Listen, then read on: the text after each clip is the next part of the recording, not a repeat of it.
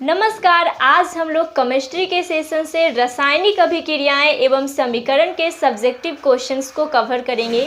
तो चलिए आइए देखते हैं कि क्वेश्चंस क्या बोलता है। क्वेश्चन नंबर 1 है कि श्वसन को ऊष्माक्षेपी अभिक्रिया क्यों कहते हैं। तो सबसे पहले जानेंगे कि ऊष्माक्षेपी अभिक्रिया क्या होती है। तो जब उत्पादों के किसी रासायनिक अभिक्रिया में उत्पादों के बनने के साथ साथ ऊर्जा भी उत्पन्न होता है तो उसे ऊष्माक्षेपी अभिक्रिया कहते हैं। यानी श्वसन क्रिया के दौरान भी ऊर्जा उत्पन्न होती होगी।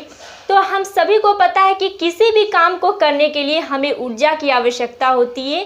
तो अब ये ऊर्जा हमें प्राप्त कहाँ से होगी। तो जब हम लोग भोजन को ग्रहण करते हैं तो ये पाचन क्रिया के समय खाद्य पदार्थ जो होता है वो छोटे छोटे टुकड़ों में टूट जाता है। फॉर एग्जाम्पल जैसे हम लोग आलू, चावल तथा ब्रेड को लेते हैं, ये कार्बोहाइड्रेट है। जब कार्बोहाइड्रेट को हम लोग ग्रहण करते हैं तो ये कार्बोहाइड्रेट ग्लूकोज में परिवर्तित हो जाता है यानी टूट जाता है।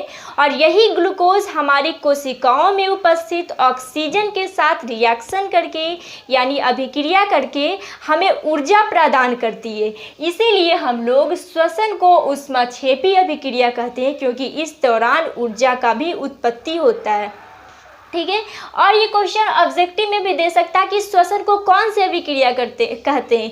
4 ऑप्शन दिया हो रहेगा। फर्स्ट में रहेगा संयोजन अभिक्रिया, फिर बी में रहेगा ऊष्माशोषी अभिक्रिया, सी में रहेगा विस्थापन अभिक्रिया, डी में रहेगा ऊष्माक्षेपी अभिक्रिया। तो हम लोग टिक करेंगे ऊष्माक्षेपी अभिक्रिया, क्योंकि श्वसन को ऊष्माक्षेपी अभिक्रिया कहते हैं। अब क्यों कहते हैं अभी हम लोगों ने जाना।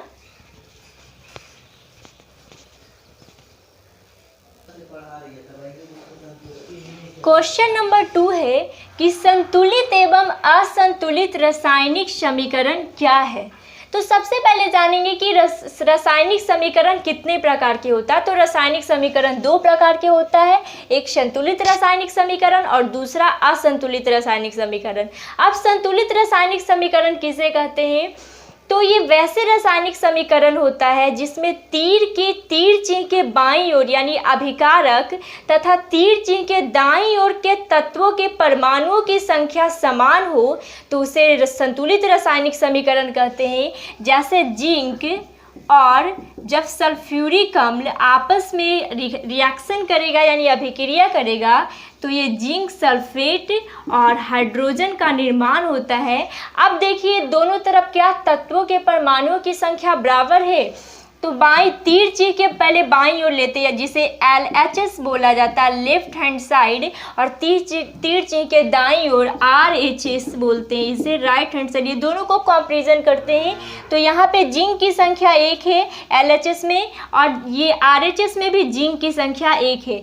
देखिए ये इधर LHS में हाइड्रोजन 2 है तो RHS में भी 2 है, सल्फेट 1 है तो इधर भी 1 है, यानी ये संतुलित रासायनिक समीकरण है। अब असंतुलित रासायनिक समीकरण क्या होता है।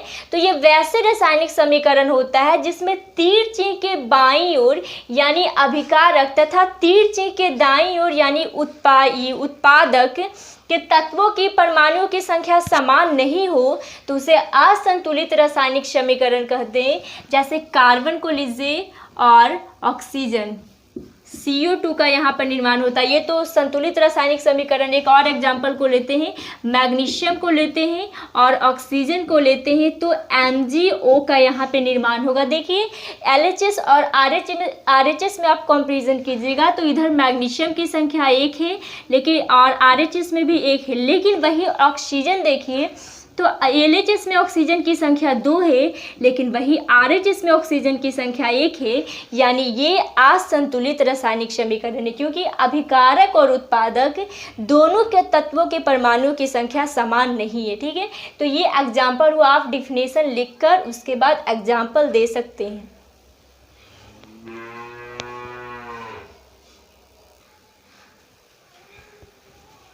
क्वेश्चन नंबर 3 है कि संयोजन अभिक्रिया क्या है, एक उदाहरण दे। संयोजन अभिक्रिया रासायनिक अभिक्रिया का एक प्रकार है जिसे संश्लेषण अभिक्रिया भी कहते हैं। इंग्लिश का इसका नेम है कॉम्बिनेशन रिएक्शन। तो ये क्या होता है, तो ये वैसी रासायनिक अभिक्रिया होता है जो दो या दो से अधिक पदार्थ में या तो तत्व आएगा या यौगिक आपस में अभिक्रिया करके एक एकल उत्पाद का निर्माण करते हैं और इसी प्रक्रिया को संयोजन अभिक्रिया कहा जाता है। बोल रहा है एक उदाहरण दे, तो जैसे कार्बन को लीजिए, कार्बन क्या है, एक तत्व है। ऑक्सीजन को लीजिए, ऑक्सीजन एक गैस है। जब ये दोनों आपस में अभिक्रिया करेगा तो कार्बन डाइऑक्साइड का निर्माण करेगा, यानी एकल उत्पाद का निर्माण कर रहा है। दो तत्व मिलकर एक एकल उत्पाद का निर्माण कर रहा है, इसी को बोलते हैं संयोजन अभिक्रिया। अब देखिए क्वेश्चन नंबर 4 है, पूछ रहा कि लोहे की वस्तुओं को हम पेंट क्यों करते हैं। लोहे की वस्तुओं को हम लोग पेंट क्यों करते हैं? तो आप सभी को पता होगा कि लोहे की वस्तु प्रारंभ में क्या होती है, चमकीली होती है, लेकिन अगर उसे आप खुले वायु में कुछ दिनों तक छोड़ देते हैं तो उसके सतह पे लालिमा युक्त भूरे रंग का एक परत जम जाती है, जिसे हम लोग बोलते हैं लोहे में जंग लगना, या फिर लोहे का संक्षारण हम लोग बोलते हैं। ये लोहा संक्षारित हो रहा है, तो उसे संक्षारण से बचाने के लिए, लोहे में जंग लगने से बचाने के लिए हम लोहे की वस्तुओं को पेंट करते हैं। ठीक है,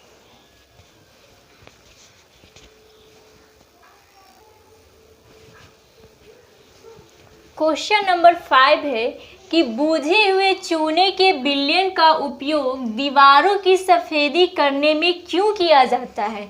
बूझे हुए चूने के विलयन का उपयोग दीवारों की सफ़ेदी करने में क्यों किया जाता है, ये क्वेश्चन है। आप इसका आंसर कैसे लिखेंगे?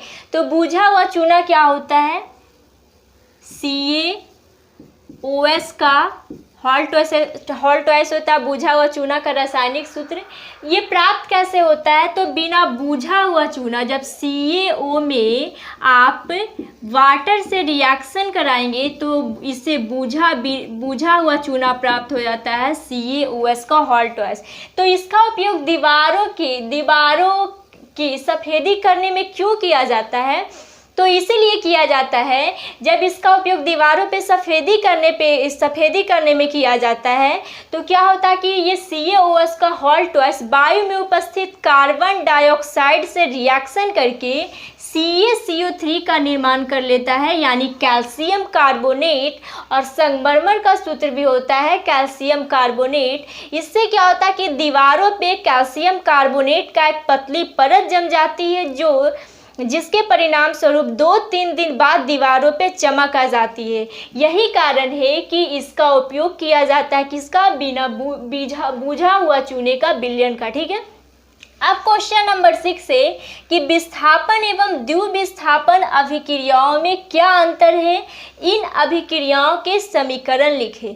सबसे पहले जानेंगे कि विस्थापन अभिक्रिया क्या है, फिर द्विविस्थापन अभिक्रिया क्या है, दोनों का एक एक एग्जाम्पल लिखना है। तो विस्थापन अभिक्रिया, तो ये ऐसी रासायनिक अभिक्रिया है जिसमें अधिक क्रियाशील तत्व जो है वो कम क्रियाशील तत्व को उसके विलयन से विस्थापित कर देता है, इसीलिए इसे विस्थापन अभिक्रिया बोलते हैं, डिस्प्लेसमेंट रिएक्शन। जैसे फेरस और कॉपर सल्फेट को आपस में अभिक्रिया कराएंगे तो इससे फेरस सल्फेट और कॉपर का निर्माण होता है। तो इसका अर्थ क्या हुआ कि फेरस है जो कॉपर से अधिक क्रियाशील है, इसलिए फेरस है जो कॉपर सल्फेट में से कॉपर को उसके विलयन से विस्थापित कर दिया और खुद उसका स्थान ले लेता है। अब बोल रहा कि द्विविस्थापन अभिक्रिया क्या है, इसका एक उदाहरण लिखें। तो द्विविस्थापन अभिक्रिया में क्या होता है, ये एक ऐसी रासायनिक अभिक्रिया है जिसमें अभिकारकों के बीच आयनों का आदान प्रदान होता है, उसे द्विविस्थापन अभिक्रिया कहते हैं। जैसे सोडियम सल्फेट और बेरियम क्लोराइड को आपस में अभिक्रिया कराएंगे तो इसके फलस्वरूप क्या होता है, निर्माण NaCl का, यानी सोडियम क्लोराइड का और बेरियम सल्फेट का निर्माण होता है। NaCl को बैलेंस कर दीजिए, 2 आगे करेंगे तो दोनों बैलेंस हो जाएगा। इधर भी 2 सोडियम है, इधर भी 2 सोडियम हो जाएगा, इधर भी 2 क्लोरीन है, इधर भी 2 क्लोरीन हो जाएगा। तो इसमें क्या होता है कि अभिकारकों के बीच आयनों का आदान प्रदान होता है। चलिए इसी के साथ आज का सेशन खत्म होता है और फिर मिलते हैं हम लोग अगले वीडियो के साथ।